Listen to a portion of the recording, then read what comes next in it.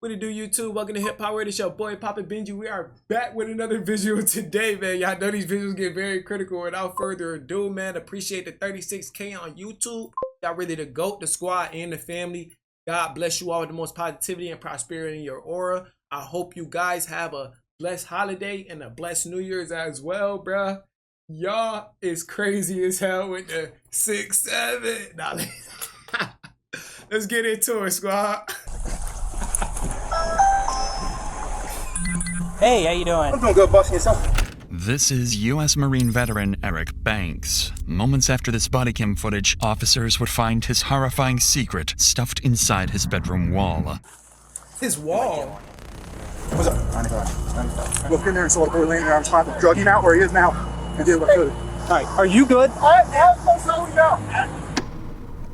Eric, who is also an active officer for Baltimore PD, thinks he can use his experience to cover up his vile murder. What follows is amongst the most disturbing collections of criminal case files ever uploaded to YouTube. Wait, who he bodied? Who he bodied, bruh? Y'all niggas coming from the army, like, y'all providing service for our country, and then y'all come and be criminals like the rest of the villains out there. You know what I'm saying? What make y'all better than us? Just cause y'all served, bruh? Y'all out here still doing nonsense, and y'all come out here with anxiety and PTSD and all that bullshit y'all done went to the war with, whatever y'all did. Stop, I'm buckling. What do you do? My life away, though. I don't care. Stop, what do you do? Who is this person? Dad. What the heck? And then he also told me that Daddy made him and Tristan go in the bathroom and cover their eyes. Strangle? Hell no. Yeah, that's sick.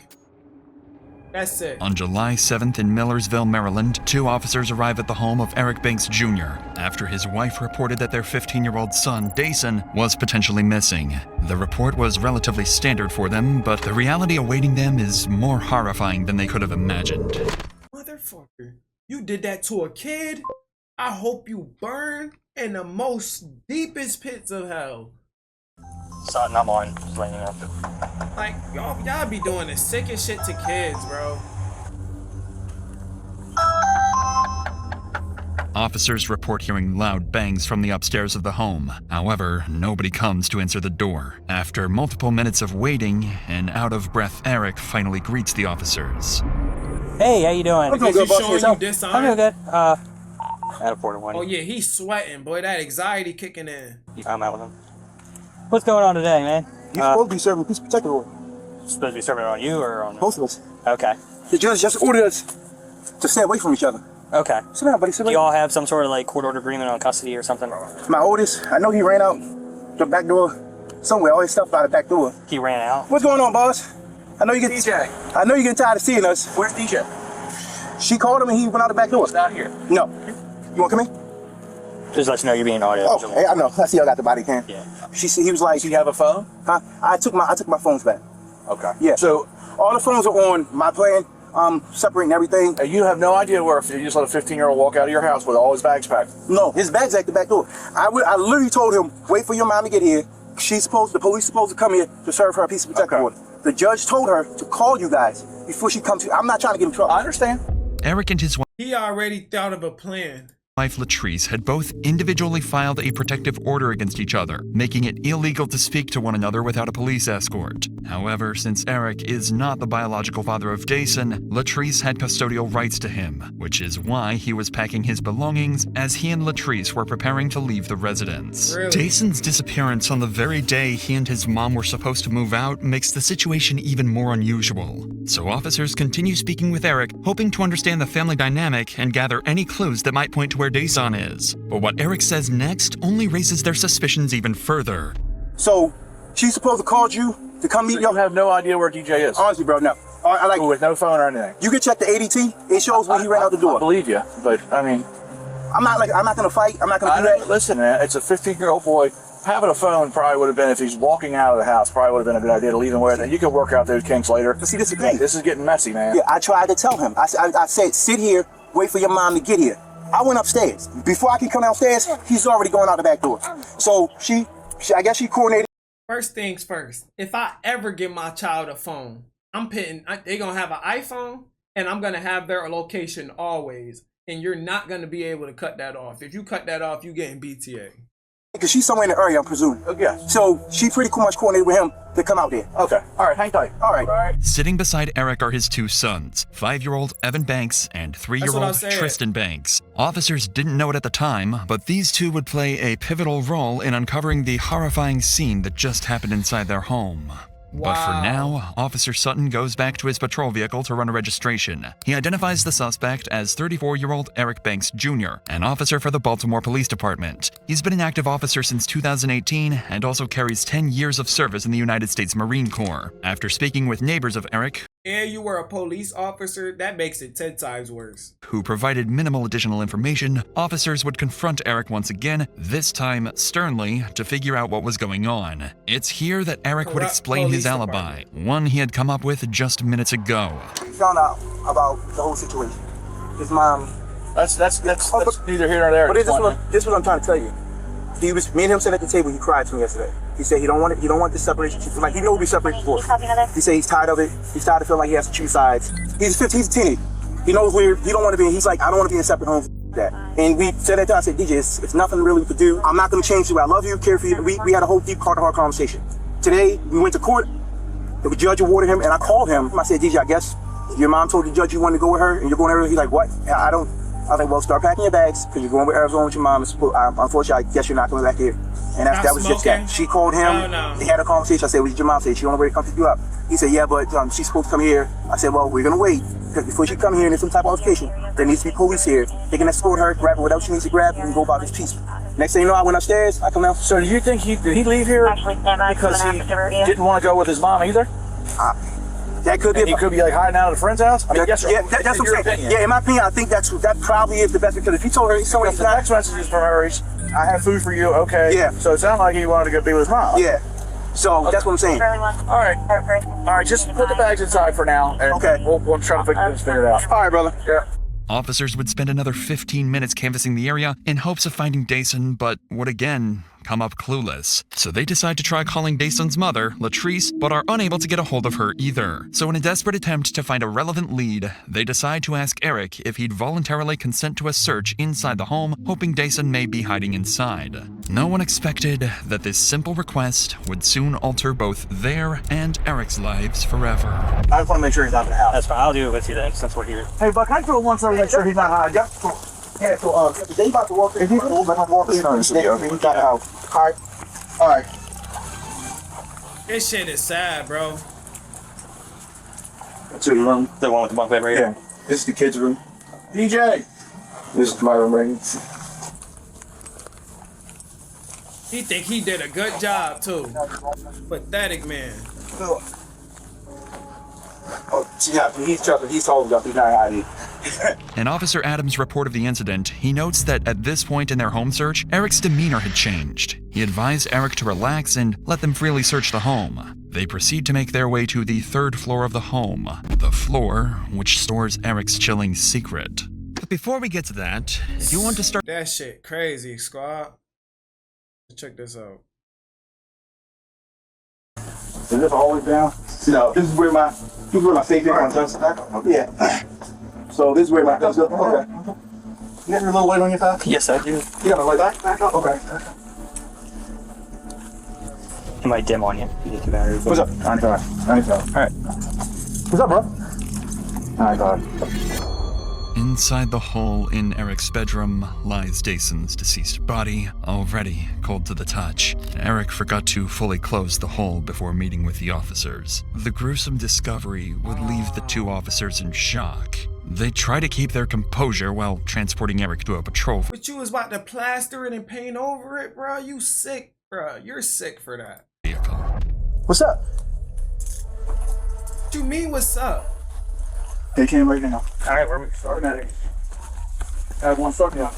Oh, hell no. DJ. What's up? What happened? let's go to the car, all right? Yeah, let's go to the car. All right, yes. Oh, and the phone. Here, let me move one thing out of your way. Oh, great. Like, watching something like this, who not gonna spark up some za, bro? This shit be getting critical, bro. Like, that shit is crazy, bro. Alright, just see for me. How can you be that evil? While Eric is being detained, Officer Voss attempts life-saving measures on Daesun, noting that his condition appeared consistent with an unresponsive individual. He also notes that Daesun was shirtless and that his jeans were heavily soaked with moisture from an unknown source. Outside the home, Eric is temporarily placed in the patrol vehicle, but within moments, the situation begins to spiral out of the officer's control. Stay seated. Yeah, we're in custody. All right, yeah. I need you to stay seated, okay? All right. Okay, I'm gonna be all right, go ahead. Can I just kiss my boys real quick? No, I need you just in the car, all right? Listen. Yeah, I got you, bro. Just let me kiss my boys. Stay in the car. Bro, just let me kiss my boys. Stay in the car. I'm just saying, like, just let me kiss my boys real quick, bro. All right, I'm coming in the car. I'm going in the car. I'm not doing all that. I'm not doing that. I'm not. Start off faster. I'm not doing all that. Did you kiss your boys? After you just... Here, listen, just... All right, stand up, turn around. Don't do anything. I'm not. Stay in the car. Stay in the car. Stay up against the car. Okay. All right, now get back in. Hey! Bro, I'm not doing it. Trying to run? I just want to kiss my boy, bro. Come on. Just let me kiss my boy. Get back in the car. All right, come on. Come on. Definitely ain't going now.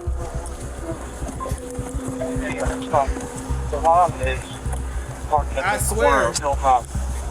Ban his ass from all. Stay in there. You're not coming out no matter what. All right, bro.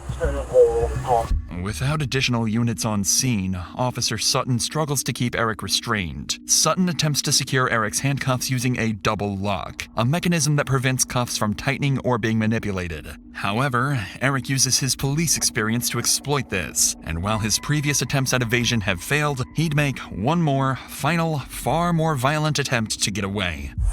Yo, that's crazy, bro. Exactly, Jason Move. Why is he not in the back seat as well? But we have a evil former police officer and an evil former soldier. You know what I'm saying? His experience will put him 10 times above a regular police officer. You see what I mean? Like how do we feel safe with the police department at this point when you can have somebody corrupt like this leave and end up doing evil shit because they know the roots, they know the ins and outs and all that bullshit? Like, certain shit gotta go hand in hand, man. They gotta do more background checks. I ain't even gonna lie, bro, because this is don't make no sense. I just threw my life away. Just stop. What are you doing? I just threw my life away, bro. Will you stop? Okay.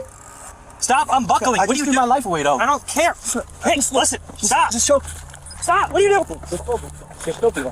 Choke. Get back in the car. Just choke me. Where's your Just backup? choke me. Just choke me. Adam 4. Look, Adam 1. Can you come back out here, please? Hey, get out of my gun. Look, just choke me. Just choke me. Adam 4, trying to grab a gun. Adam 4, trying to grab a gun. Stop. Get in the car, motherfucker. Get in the car. Tase him. Burn him out. Burn him out. Burn him out. Burn him out. On the ground. Correct. Okay. 4448. Tase this motherfucker. What? Stop. I can't stop. Yes, you can. It's on my wrist. And my hand's going up. Are you on the side? You gonna stop? Yeah. My hand's going up. All right, turn them on the side. But hold on. I told you broke it. It's numb. All right. Stay where you're at. Stay here. I am staying here, but I... Man, break his arm again, man, because it's like, yo, you're lying at this point. You ain't hurting, bro. You trying to get to that man fire. Bro. All right, move your legs. All right, take a deep breath. What would I do in what situation? You're wiggling around last, gonna make it worse. I know. All right. Well, I want you. We're done. We're done here. I want you to not done. We're gonna take you to the hospital. All right. All right. Well, let's just not wrestle anymore. It's just hot as shit today. I know. You sweating? I'm sweating. Can we be done? I want to be no, bro. Like, all right. Well, let's go to the hospital. Talk about it. We don't need to wrestle on the ground. Is that helping anything? No, it's not. All right. Okay. Eric attempts to unholster Officer Sutton's service weapon, eventually managing to loosen it and nearly knocking it to the ground. Fortunately, Eric's handcuffs prevented him from causing any further harm. As the chaotic scene finally settles, officers briefly discuss the frantic events that just unfolded. I go up to Subway to meet her, go in to make sure he didn't go to Subway in this communication. I'm like, girls, let me just check the house. They started getting real weird. I'm like, well, if you just stay back, he's a Baltimore City guy. Started to get real weird. I'm like, no, I can check the house. You stay back. You stay back. You stay back. You stay back. I go up and wait off. He goes, he wouldn't be up here. There's an attic thing undone with a screw in it. Look in there and saw the boy laying there. I was trying to drug him out where he... Bro, I I love children too much. I love my own children too much to ever do anything to my children, to ever let anything happen to my children. You feel me? My life will go before theirs. You know what I mean? Like it ain't even no question or no second thoughts about that decision. I love my kids way too much. He is now. I did what I could. I immediately, as soon as I saw the boy's leg, like 95 units, to get him out of here and ask for more units to start the CPR. Truck and 9 start the CPR. Okay. All right. Are you good? You're good. You're not hurt. No, I'm not hurt. Should have done that if I'd have known. If I'd have just did that first. Get your hand out again, dog. I'm gonna take the whole block right to see that. Hey, Steve, take him. Come on. Stop him. Just do a CPR. It's just sad, bro. No, Unacceptable. Where's the 10-7? This shit is so unacceptable. 48 inside. Yeah, like apparently, well, we went upstairs to check the gun safe area. There's like a gun safe area, and my partner looked in there because I needed to double lock his stuff, and then he unbuckled himself, went out and grabbed. EMS attempted to perform CPR on Dason, but it was too late. Dason was declared deceased shortly after by EMS. What officers uncovered with Dason was only the beginning. As the investigation deepens, Eric's children would reveal further secrets, painting an even darker picture of the reality behind closed doors. For now, the decision is made to take Eric, his children, and his ex-wife Latrice to the police station. Police reports state that while Eric is being transported, he struck his head multiple times against the cage window bar, causing a welt to his head and damage to the patrol vehicle. Despite this, everyone would eventually make it to the station, each separated into their own individual rooms, awaiting intense interrogation. Eric would be left alone to hopefully calm down and collect his thoughts. Meanwhile, detectives speak with both Latrice and her child Evan, hoping to collect more information that can be used when speaking with their main suspect. They start with Latrice, asking her what kind of person Dason was. At this point, detectives are considering the possibility that he and Eric may have gotten into a fight that somehow escalated into tragedy. But what Latrice describes denies that theory completely, and makes Dason's case even more heartbreaking. Can you sit a little bit closer over here? Yeah. There's a lot of specific Lord. questions that I wanted to talk to you about. Can you describe DJ? Was he an argumentative person? Was he a quiet person? So the son was more of a quiet person until he got to know you, but he was always mannered. He talked to a lot of adults, but he never was disrespectful or any of that. I had teachers from his elementary, the principal, middle school, they all showed up for my son. He was that type of child. You know when teachers come. Would you say he was a sweet boy? He was very sweet and always willing to help. That was one of the things across the board. Always willing to help. In the loft, in the crawl space in the loft, what was normally kept in there? Nothing. Safes? Nothing. Was that ever left open? No. It was always screwed. It was always closed. Okay. Because I don't like it. Like, it freaked me out. There is a light switch in there. Okay. So I was like, where's that light coming from? And I turned the light switch off. But I don't know, maybe it was him. So let's talk about that. You called me and you said That shit has a light switch in there. Nothing else in there. That's kind of strange. Like, what the fuck? Would you go in there to meditate, Nate? that you saw him, you viewed him at the Fuck. funeral home. Okay. Yeah. Okay. And it was before he was involved because I wanted to see him. Right. And you saw new bruises. Yes. Where did you see new bruises? On his nose. Like that circular dark mark on his upper nose. His lip looked busted also. Like that wasn't there. And then his eyes were like purple. I don't like. They were puffy and purple. Yeah. It looked to me like he was in a fight. And my son doesn't fight. Dason's autopsy report ruled his cause of death as asphyxiation, which, in combination with the bruises and marks on his face, implied he was likely strangled to death. I knew it. He was my baby. So I knew it. I still have those feelings that, no, I'm not happy with. Because to me, it doesn't say I did it, but it says there's enough evidence to say I did it. So, let's just say you did it then. Latrice makes it clear she believes Eric is responsible, even though she didn't witness the incident herself. But her son Evan, seated just 3 doors down in his own interview room, has information that could take the investigation even further. How are you? See, kids are the smartest people in the world. Is that correct?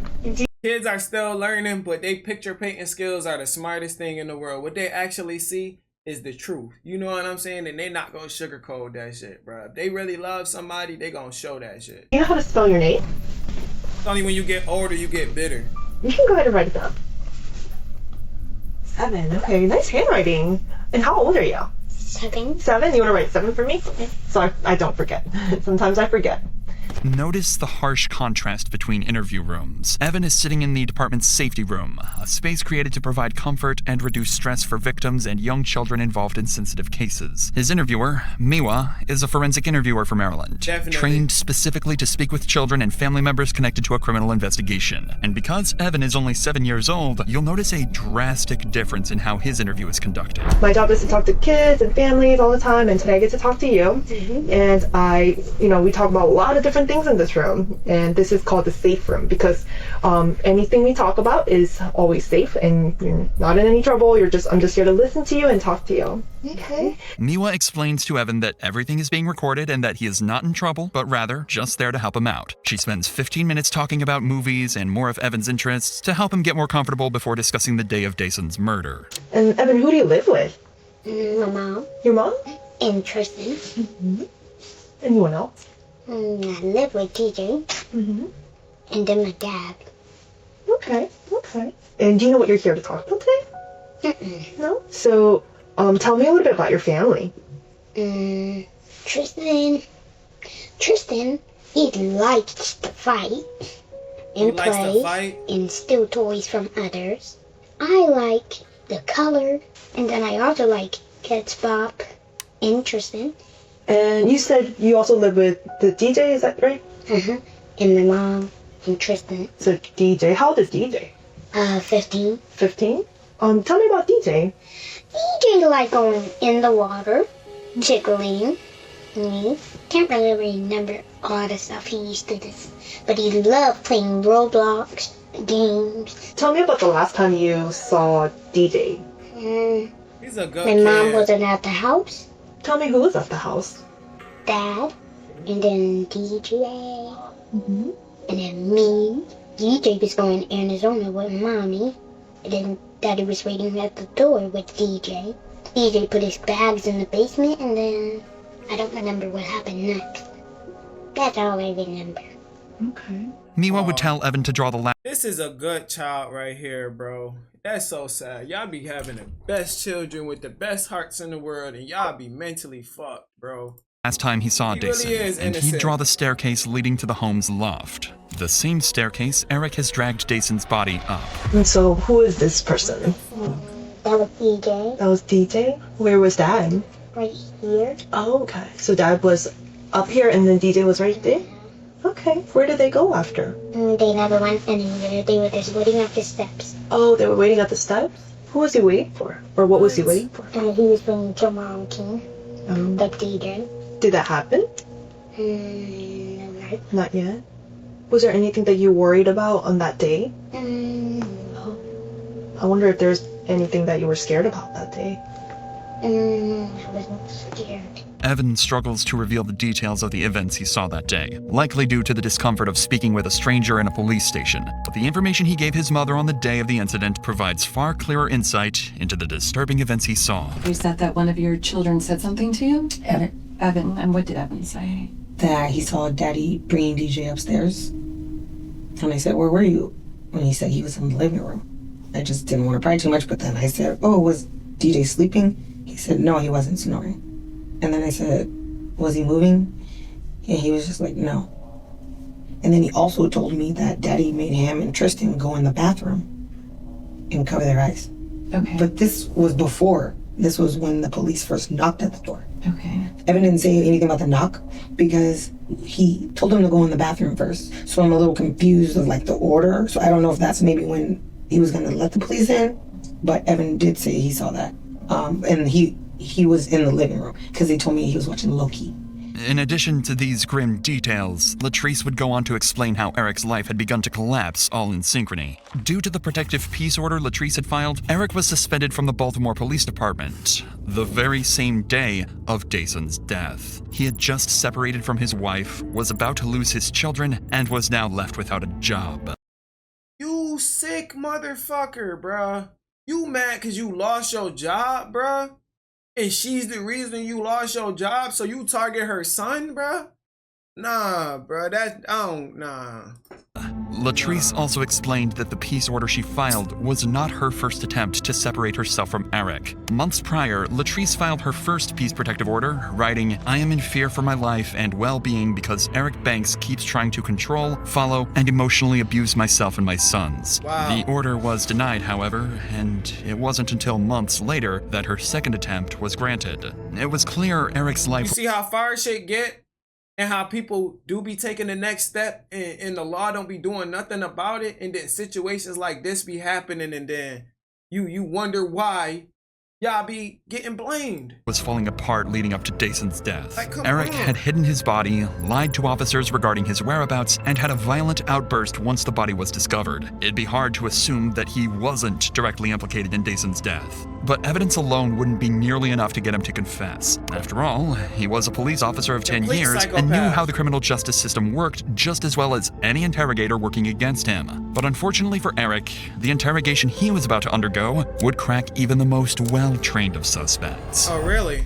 Eric is placed into Anne Arundel County Interview Room 2B. This room was designed for priority matters, exclusive to high-profile cases. Because Eric had attempted to attack an officer earlier in the day, he's been handcuffed to the table to restrict movement. Eric is left alone for multiple hours as the detectives prepare for his interrogation. While waiting, he can be seen glancing around the room multiple times, likely searching for a camera. What Eric didn't know is Interview Room 2B has a small camera placed in an... Bro, he was a cop and a soldier, CJ. unusual location. He served 10 years. He served 10 years. Which Eric never managed to spot. The primary investigator assigned to this case is Detective Louis Adrian. His prior service in the United States military likely factored into the department's strategic choice to have him conduct the interview. This shared background enables Adrian to establish rapport with Eric, a key component in the upcoming interaction. So, you know, why we're here is we want to talk about what happened, why it happened, and anything surrounding that whole situation. But you know as well as all of us that we have to go through Miranda with you. So what I'm going to do is we're just going to go through Miranda first of all, and then I'll start getting all the other information, okay? After reading Eric his rights, the detectives would spend nearly an hour connecting with Eric and bonding over their shared military experience. He's like, now you come in, you're in front. Okay. We go back in, we about to go in the building, like, you're in front. She's like, but I thought you said you're like, some people were made, you know, to do certain things, and I said, I'm not made to be a front person. Yeah, but, so I'm running the block then, and all I remember is, so I was like, hey, whoever that officer is right there running, just keep going, because you're about to run right into him. And out of nowhere, these two guys just come out, pop out, and I'm like, okay, I got him. And they just fall over, and, and he was like, yeah, whoever that was running, he was moving, and you just ran, and it was like, he was like, don't, because I was slowing down, like, trying to look. He's like, no, keep going. And I'm running like, okay, you gonna tell me when?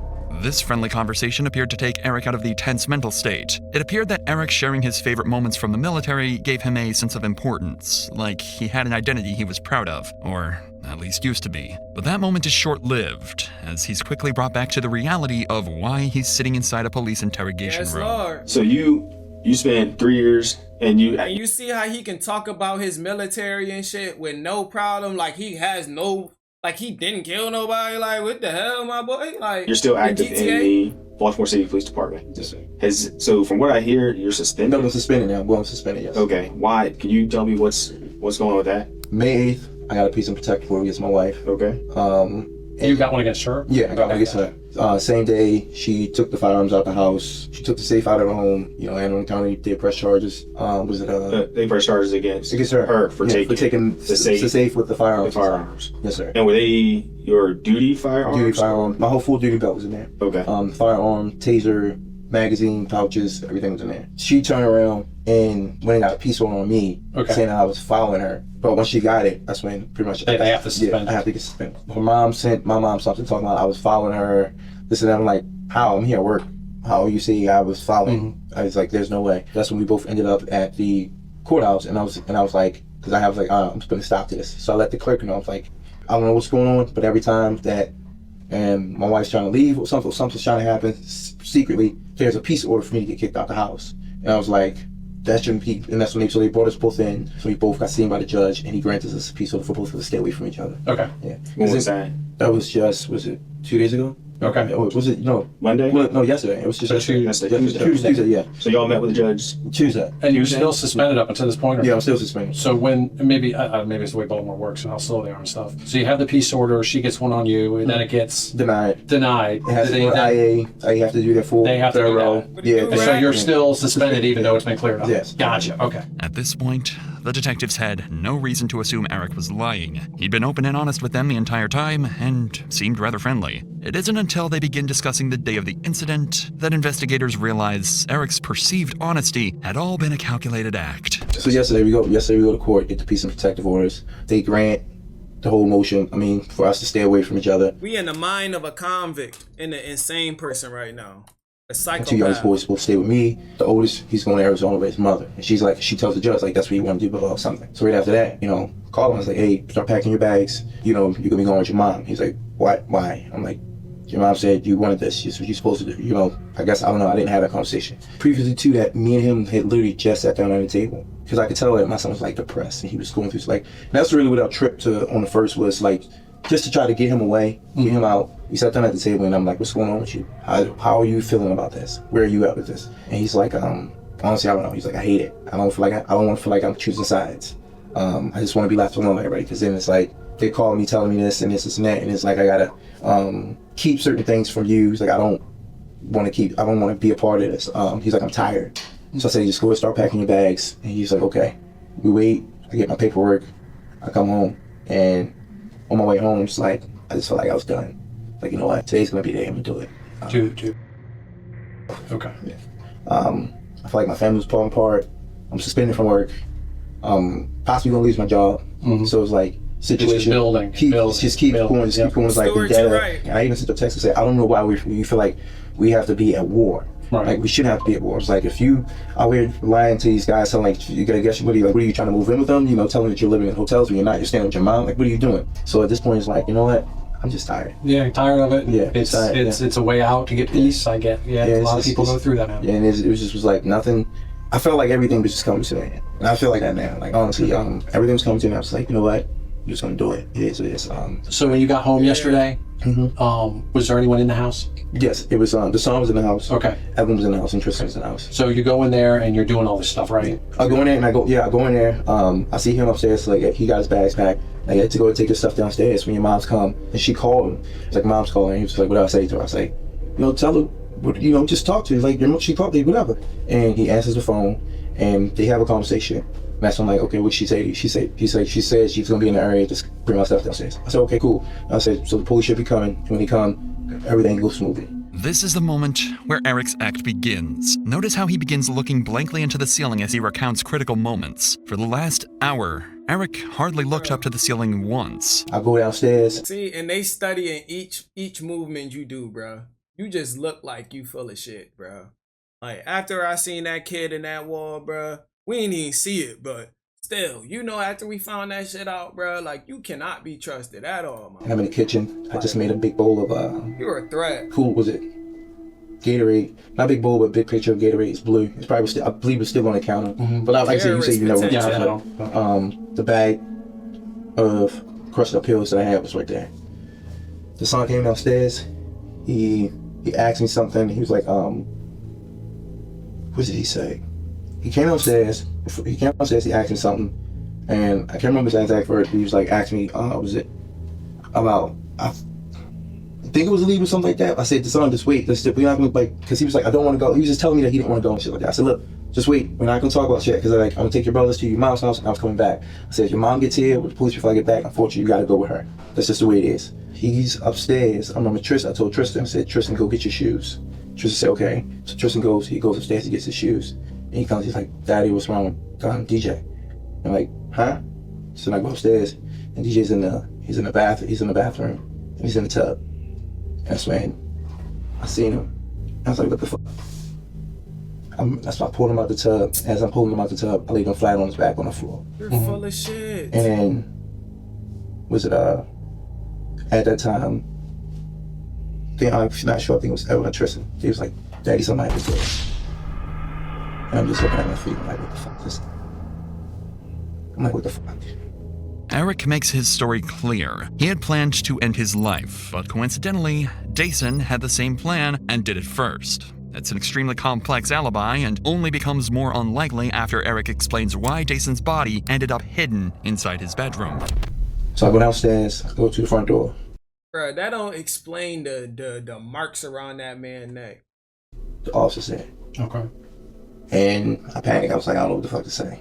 So he asked me, he was like, hey, what's going on? I started talking to him, telling him what's going on. What did he say? He said, so what's the situation? And I told him about the situation. I was like, you know, my wife, she's supposed to wait on y'all to come. You know, y'all supposed to be serving her with a piece of protective order and whatnot. He's like, she's like, yeah, she's supposed to be picking up our son. And he was like, is she here? And at the time, he was upstairs on the floor, in the bathroom. When he said, was she here? My mind, I was like, no. Okay. Yeah. You panicked. Yeah. Because it already looked bad, I already moved him. And I was like, you got him out of the bath. Yeah. And when I got out of the bathtub, I asked the officer, there's no spotty one cameras on, you can see, I asked him, like, can I go in the house, use the bathroom real quick? I remember asking that, he was like, no, just wait, okay. And then the other officer showed up. And when he showed up, he's asking, he was like, so, is the son here? Still the same thing, I should have said yes. You know, yeah, I knew my perfect world. I knew my state of mind. My state of mind was to kill Eric. Okay. Now let me ask you this: is that why? Because I did watch some of the footage when they went to loosen your handcuffs. You kind of got a little silly on them. You remember that? Yeah. What was your? I mean, you went for the officer's gun. What was up with that? I mean, well, before we get to that, when I first went back in the house, when the officer told me, the tall officer, he told me, he said, go get the son's phone. I ran upstairs. His phone was in the bathroom on the counter. Okay. So I think he fucking lying right now. Cause none of that. I don't think I seen all that, bruh. I run upstairs and I get the phone. Cause back up. Before I did that, I asked him. I said, "Can I go upstairs? Can I go in and use the bathroom?" So I initially wanted to shut the door.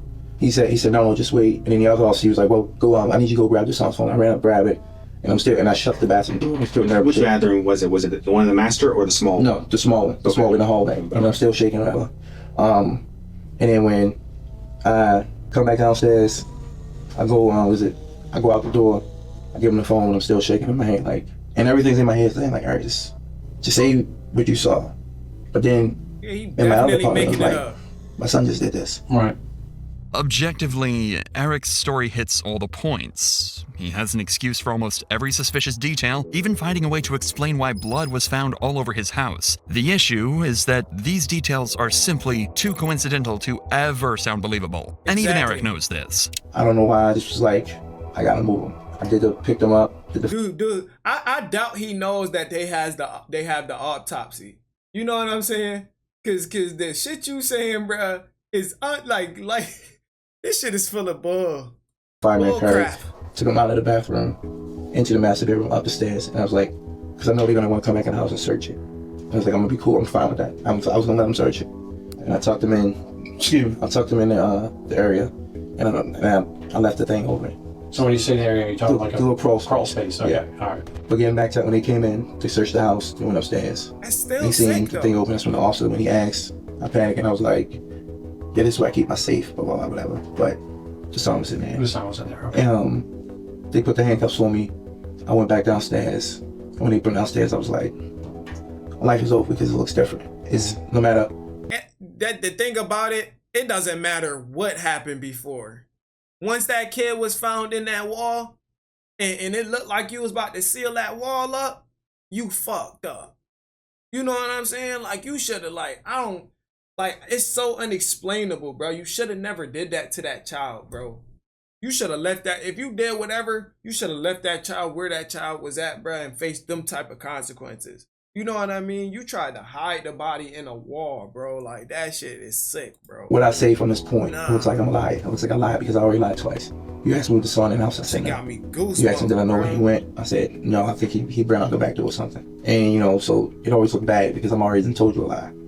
Even though in my head, it's like, you probably should have said the truth. You probably honestly should have left him where he was at. Call police or down the fire department or whatever. Yeah, call police. Well, that's a perfect world. But sometimes we. But I was already in. I was already in the mindset of Eric's gonna die today. I was in seeing that he was there. Trying to play the suicide card. Full of water. I was like, my son did this. No, I have to do it. Okay. The detectives decide to take a break and Yo, so why didn't you? Why didn't you? Why did you move him and not decide to do that for yourself? You get what I'm saying? You can't say that now that you done did what you did, my boy. If that was the case, you like I'm not and I'm not condoning that though. You know what I'm saying? I'm definitely not condoning. discuss what their next plans This would is be. not right. At this point, they both know Don't Eric say is that. lying to their faces. So the goal for the rest of the interrogation will be to get Eric to admit to his lies and ultimately confess to the murder. To do this, they decide on Detective Adrian conducting the rest of the interrogation alone. Since one-on-one confrontation is generally considered to be more effective, Adrian would return with a clearly different demeanor from earlier. He's stern and wastes no time in asserting that his nice cop act is over. Are you good? Do you need anything before we start again? No, I'm good. Are you sure? All right. So Detective Petra had to step aside just for a second. But what I wanted to do, like I told you, I wanted to come back and go back over some things with you. Okay. I actually want to go back and in detail just go through some of these steps. Is he still cuffed up, or is it the other arm? Eric would recount his story exactly the same as before, claiming he simply found it's the Dason other dead arm. and had nothing to do with it. And it seemed as though Detective Adrian had nothing concrete to combat Eric's lies. That was until he brought out Jason's autopsy report. I'm gonna tell you this. I know that you spent Facts. 10 years in the military, and you were in the Marines, weren't you? Yes. What's their whole thing in the Marines? Like, Let's what go. do they always teach? Honor, integrity. On the question. Yeah.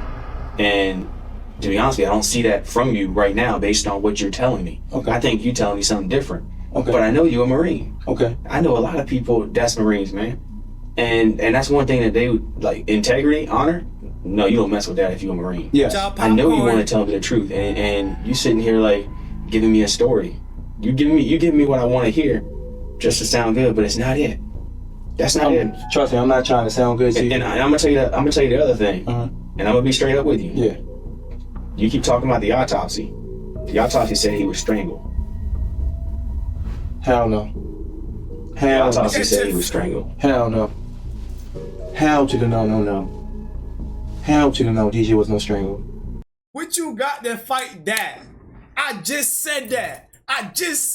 Bruh. I just said he probably don't even know about the autopsy, bruh.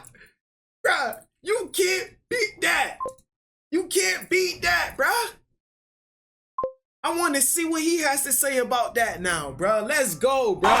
Fry his ass, squad. Hell to the no. You evil. I'm gonna just let it sink in and let you decide what you gonna explain that to me. No, DJ wasn't strangled. What happened? Tell me what happened. There's no, DJ was not strangled. DJ, like I told you, DJ went downstairs, he came back upstairs, and DJ was in that tub. Like I said, when I came in that room, he was in the tub. When I grabbed him out, I grabbed him like this, and I pretty much put him in a fireman's carry. When they left, I could drag them up to my room. If that's the case, I would have left him in there, and I would say, or had them come in there to be like, but DJ wasn't no strangle. There was no way DJ wasn't no strangle. That's your boy. You had pride in him. Yeah, but you had pride in him. You were trying to help him out with his grades. You were getting him in STEM classes, and then this happened. But you saying DJ was strangled? Nah. Well, then tell me what happened.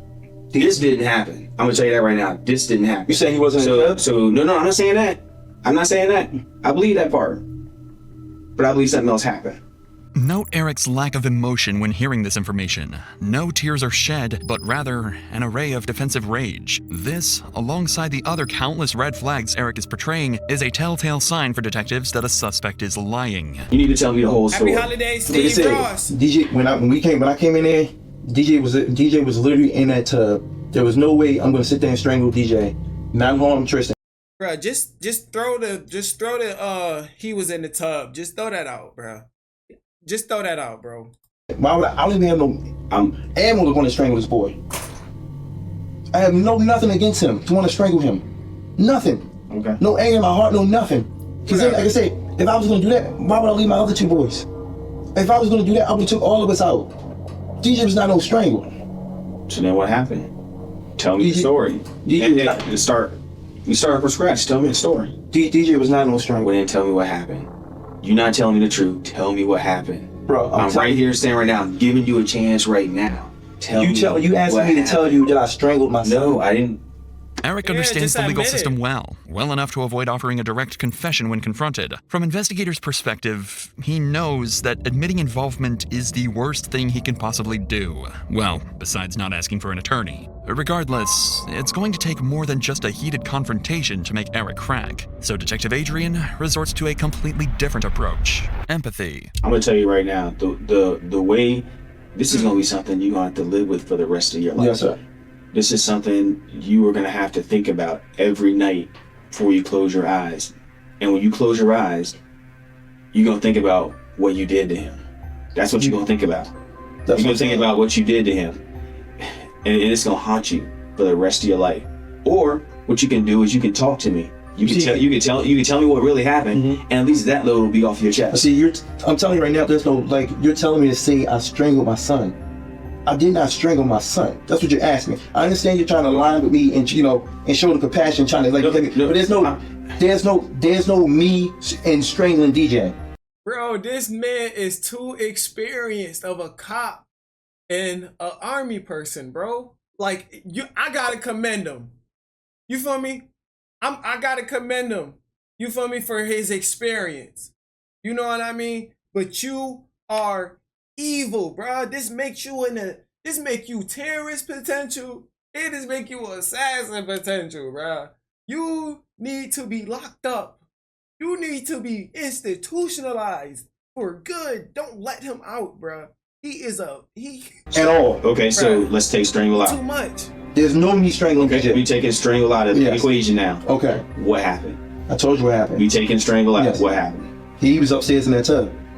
DJ was literally in that tub. You didn't put him there? I did not put him there, no. DJ was physically in that tub already. When I came to that bathroom, DJ was in there. Did you assist him at all? No. With anything? No, I didn't assist him at all, but nothing.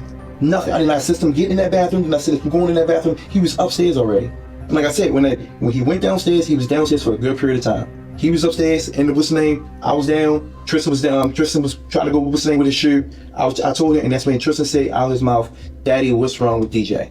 Tristan literally said that out of his mouth. And I went up there to check on him. I don't recall seeing him, don't recall him removing no belt. I don't recall removing anything that could have been around his neck. I don't recall moving this shit. So here's the thing, and I hate to frustrate you, and but I also have a job to do, and I also have to get down to the bottom of this. And when I walk through the door, and when I hear everything that happened, things don't add up. Things don't make sense. Okay. They don't make sense at all. If you would have done things different, if you would have been like, yes, my son, I just found my son in the tub, I helped him out, and told the officer, you know this. If you would have done it that way, it would have been different. But the fact that you did it, now you're sitting here trying to explain yourself. Well, I'm sitting here because the whole situation, I'm sitting here because I lied and said he wasn't in the house. I'm sitting here because I didn't tell the officer, like you say, it's straightforward what was going on. That's too much right there. How, like you said earlier, how are we supposed to believe you now? Yeah, like I said. So you telling me, how am I supposed to strangle? How did I not assist him in getting in the tub and, I don't know, possibly drowning him? I don't know. No. I don't know. But even if I drown, but here's the thing. All I know is that you keep lying. No, bro. You lied initially twice. How do I know you're not lying right now? Because, like, I told you straightforward. You told me straightforward, but you lied twice. Bro, because that's why I said in the beginning, I said straightforward. There's nothing I can say. I said, I already know y'all done y'all homework, laid it all out on the table. I said, because there's nothing I can say just because I already lied twice. I said, you lied this entire time. It ain't no lie twice. You lied the whole motherfucking video. He wasn't in home. I identified that. I messed that up because then I see my son is dead. Okay. All right. Do you I'm gonna leave you alone for a little bit to think about things. But do you want anything else to drink or anything to eat? I'm good with the water and the chips. Okay. Give me just a second, man. Okay. All right. You need anything else? No, sir. All right. As the detective leaves, Eric scans the room thoroughly and finally notices the camera hidden inside room 2B. Moments after making eye contact with the camera, he lets out one last desperate act.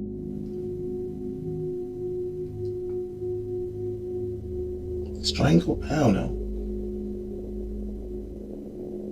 Unfortunately, it'd be too late to act his way out of the murder. Eric's testimony was flimsy at best, and Detective Adrian decided he'd gotten enough to wrap the nearly 5-hour interview up. Shortly thereafter, Eric was booked into the Anne Arundel County Detention Center under charges of first-degree murder, second-degree murder, and child abuse, resulting. Oh my goodness. Thank you, bro. How did you get first and second, though?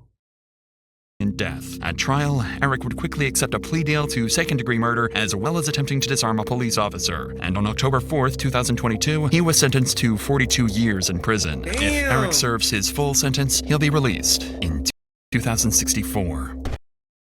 Damn! That was a crazy video, bro. That was a crazy video, bro. Shout out to Dr. Insanity, bro. Police discovered dead body stuffed in soldier's bedroom, bro. Y'all, that shit was crazy. Y'all make sure y'all have a blessed day. Y'all make sure y'all have a blessed holidays. I'm gonna try and get an early stream up for y'all tomorrow.